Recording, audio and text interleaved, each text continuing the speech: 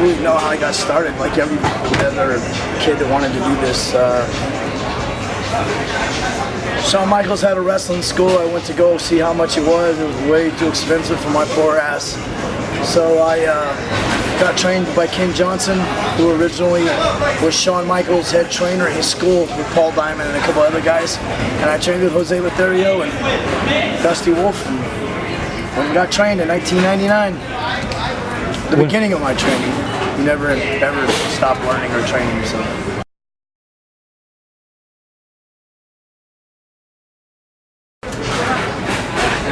God. Like, looking for AAA, 01 and 02, off and on for about 3 years, and then I went back. After I cut my hair, I went back in like 05, something like that. I don't really remember, man, it's been so long, but those are freaking crazy times, man. I mean, you could have made movies out of this shit. We pulled and got away with this kid out of prison. So, good times, man, it's definitely worth it.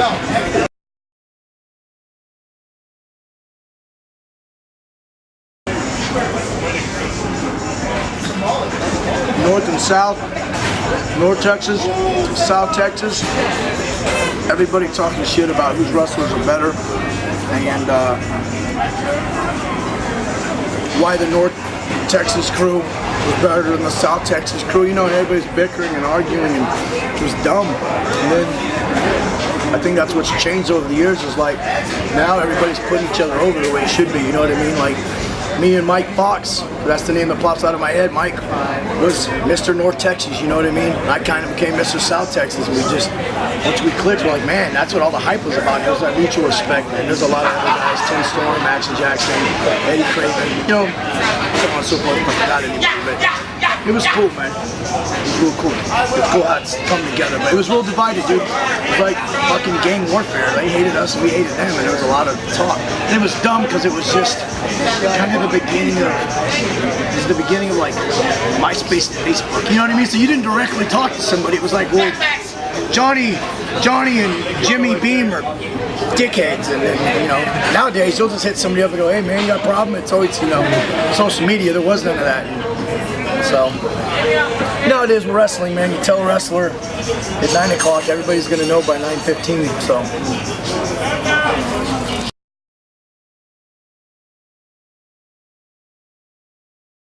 They let me be me. I took a muzzle off me. Garrett Childs, Rachel Summerlin, Jacob Blatter. Even when they bought the company from Prince Fontenot, I just took the muzzle off me, man. They were like, just be you, man. Do what you got to do, and, you know, I mean, we'll try to tell you if you're out of line, but, I mean, we started this company.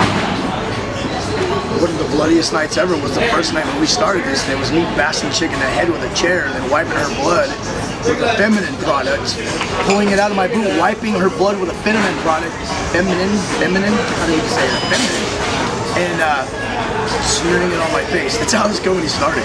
Like me, because I wanted to do something stupid and crazy, so I mean, I accomplished that. But yeah, ACW, they made me, man.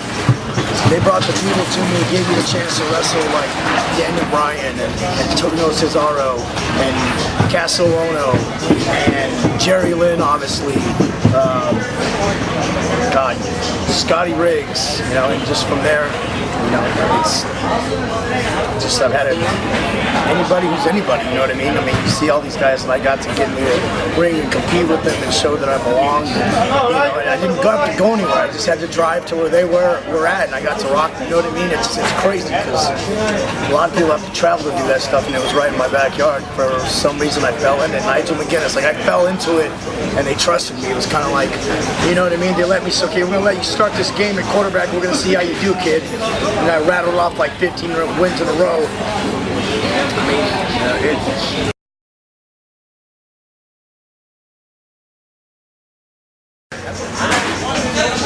well, it inspired me, but it was just kind of like, what is a paper champ? You know what I mean? People say that, and these people that were calling me paper champ are some people in this locker room now. You know what I mean? And I got my match with them, and they realized they weren't on my level then and they are on my level now. That has nothing to do with wrestling. In real life, shoot, I'll beat their ass. Like, it was never that. It's not personal. They have every right, because they paid their money, to call me whatever they want. But it was just like, you know, you know when you look in somebody's eyes and you're like, dude, get real, man. You can call me this and that, but like, you didn't even make the JV team of your athletic squad in high school, or you know what I mean, or whatnot. I've been a star at everything I've ever done in my life. You know, I've given 100% of everything I've ever done in my life. You know, even in wrestling, I may not have got that star status, TV status, but you know, I give it my all. Talk is, you're allowed to talk, man. Fans buy their ticket, they can say whatever they want. So, but yeah, it's always motivation, man. You can use it for motivation or let it defeat you. It just, you know, that word paper champion was so funny, and it was just kind of like, they were trying to give me that Cena shit, and I was just like, you know, everybody knocked Cena and Cena this and Cena's 5 moves. And then you see me wrestle these guys, and they're like, oh my God, Scott belongs. You know what I mean? You look at the name of the guys I beat, but I was just like, even with Cena, I would say, all the mess everybody talks about Cena, do you ever really see him mess up in a match? You get what I'm saying? Like, that dude, he's on point. It doesn't matter. He has 5 moves. Who cares? He does his 5 moves and sells more merchandise than 10 other guys put together, so fuck off. But for me, for whatever reason, it was believable, you know? People, you know, I wasn't the best wrestler. There's tons of guys. There has always been tons of guys better than me as far as wrestling, but like, they're, you know, being the best worker is totally different. It's believable, and you believe when I came to the ring I was going to beat your ass. Like, you know, thank God for people like Masada who physically let me fight them, because Masada don't let anybody fight him. You know what I mean? Like, he was one of the people who were really instrumental in my career too, man. So talk is talk by the fans. God bless them. Love them all.